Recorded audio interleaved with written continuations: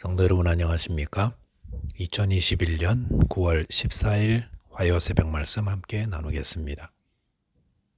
오늘 함께 나눌 하나님 말씀은 사사기 19장 1절에서 14절까지의 말씀입니다. 본문에서는 사사 시대의 이스라엘 사회가 얼마나 종교적으로 사회적으로 타락했는지를 보여줍니다. 타락한 세상에서 성도는 어떻게 빛과 소금으로 살 수 있을까요? 이를 위해서 죄에 대해서 성경 말씀에 대해서 민감해야 함에 대한 말씀 함께 묵상하겠습니다. 첫째로 묵상할 내용은 죄에 대해 민감해야 한다는 것입니다. 본문 1절에 보시면 이스라엘의 왕이 없을 때에 에브라임 산지 구석에 거류하는 어떤 레위 사람이 유다 베들레헴에서 첩을 맞이하였더니라고 하였습니다. 여기 보시면 에브라임 산지 구석에 거하는 어떤 레위인이 유다 베들레헴에서 첩을 맞이했다고 하였습니다. 성경에는 첩 문화에 대한 기록들이 여러 군데 있지만 그것은 절대로 하나님의 뜻이 아니었습니다. 하나님은 아담과 하와를 통해 가정은 한 남자와 여자로 세우게끔 하셨습니다. 후손을 얻기 위해 첩을 맞이했던 아브라함, 그것도 역시 하나님의 뜻이 아니었습니다. 나중에 이로 인해서 큰 고통을 겪었죠. 기드온도 여러 첩을 두고 많은 아들을 낳았지만 다 몰살되는 비극을 맞이했습니다. 하나님의 뜻이 아닌 삶을 살아갈 때 그 결과는 고통과 파멸입니다. 사사기 19장 이후의 결말이 고통스러운 것은 하나님의 뜻을 벗어났기 때문입니다. 본문 2절에 보시면 이 레위인의 첩이 행음을 하고 남편을 떠나 그의 아버지 집으로 돌아갔다고 했습니다. 배우자가 있는 사람이 행음하면 율법에서는 그 사람을 돌로 쳐 죽이라고 하였습니다. 그만큼 행음은 무서운 죄입니다. 그런데 본문에 보시면 이 첩이 행음을 했는데도 아무도 심각하게 여기고 있지 않습니다. 이 레위인은 그의 첩이 행음하고 그의 아버지로 돌아간 후 넉 달 후에 이 첩을 데리러 가서 친절하게 대했다고 했고 이 첩의 아버지 역시 그의 딸이 행한 일에 대해서 아무런 책망도 하지 않았습니다. 이들은 하나님의 뜻을 어긋나고 죄를 지었는데도 아무렇지도 않게 대하고 있었습니다. 이렇게 죄를 가벼이 여기면 어떻게 됩니까? 고통과 파멸에 이릅니다. 잠언 14장 9절에 보시면 미련한 자는 죄를 심상히 여겨도 정직한 자 중에는 은혜가 있느니라 라고 하였습니다. 여기서 심상히 여긴다라는 말은 업신여긴다, 가벼이 여긴다는 의미입니다. 즉 미련한 자는 죄 짓는 것을 가볍게 여기고 또한 죄 짓지 않는 자를 업신여기기까지 한다는 것입니다. 그런데 참 지혜는 죄를 짓지 않는 것입니다. 왜냐하면 하나님이 죄에 대해서 심판하시기 때문입니다. 그러나 악인들과 미련한 자는 죄를 가볍게 여기다가 하나님이 내리시는 큰 재앙을 만나게 됩니다. 성도는 죄를 무섭게 여길 줄 알아야 합니다. 죄가 장성한 즉 사망을 낳는다고 했는데 그런 말씀을 경고의 말씀으로 듣고 죄 짓는 것을 두려워해야 합니다. 오늘날 성도들은 가난한 세속 문화 가운데 살아가고 있습니다. 세상 문화는 죄의 문화입니다. 탐욕의 문화입니다. 그래서 성공을 위해 나의 유익을 위해 적당히 죄도 짓고 거짓말도 하고 욕심도 부리라고 부추깁니다. 그럴 때에 성도는 그런 죄에서 돌이켜야 합니다. 예수님은 미워하는 것이 죄라고 하였습니다. 욕하는 것, 남을 향해 미련한 자라고 하는 것을 살인죄라고 하셨고 그런 자들은 연자맷돌을 목에 메고 바다에 던지는 것이 더 낫다라고 그렇게까지 하셨습니다. 이런 말씀을 알면서도 서로 미워하고 시기하고 거친 말하고 아무 생각 없이 하는 분들 정말 조심해야 합니다. 그런 분들 주님 앞에 섰을 때에 주님께서 불의를 행하는 자라고 책망을 하시고 지옥에 던져지게 된다 하셨습니다. 성도는 죄를 무섭게 여기고 혹 자기 안에 죄가 있는지 정직하게 돌아보며 회개하는 자입니다.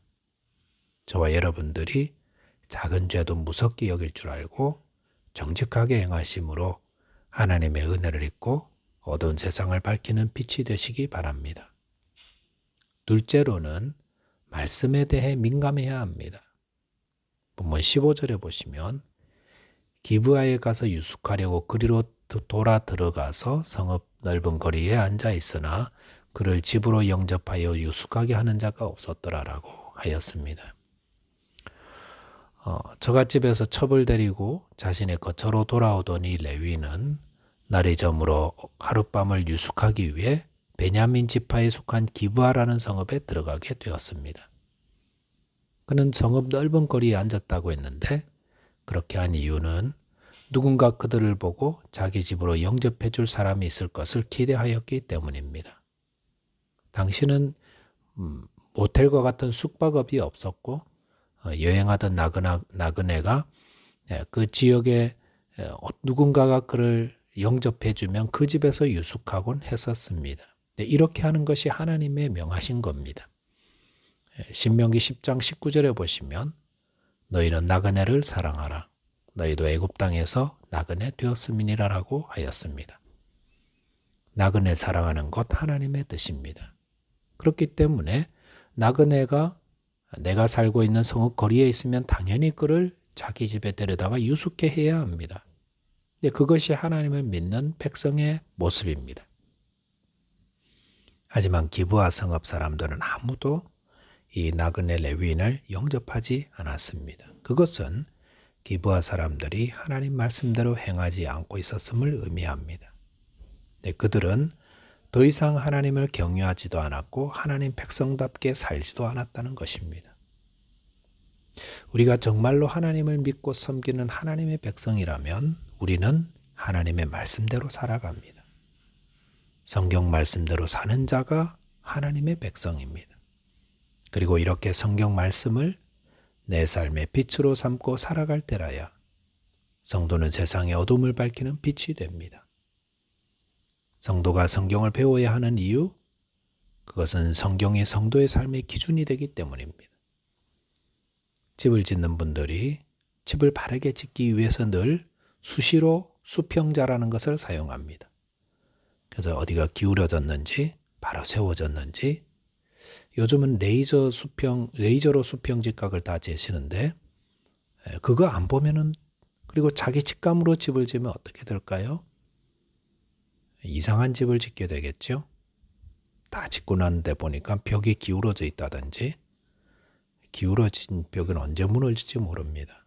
바닥은 경사가 생겨서 가구를 들여놓았는데 며칠 후에 가구가 쭉 밀려서 한쪽으로 모여 있고, 그래서 편안하고 안전한 보금자리를 만든 게 아니라 언제 무너질지 모를 위험천만한 집을 짓고 맙니다. 바른 기준이 중요하다는 것입니다. 세계 역사를 보면 기독교가 들어간 나라들마다 여성의 인권, 아이들의 인권이 살아나고 약자들이 보호받는 나라로 변화되었습니다. 왜 그렇습니까? 복음으로 인해 사람들의 삶의 기준이 바뀌었기 때문입니다.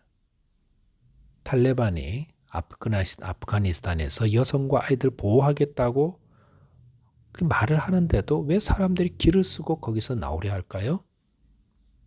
그들이 세운 기준 때문 아닐까요?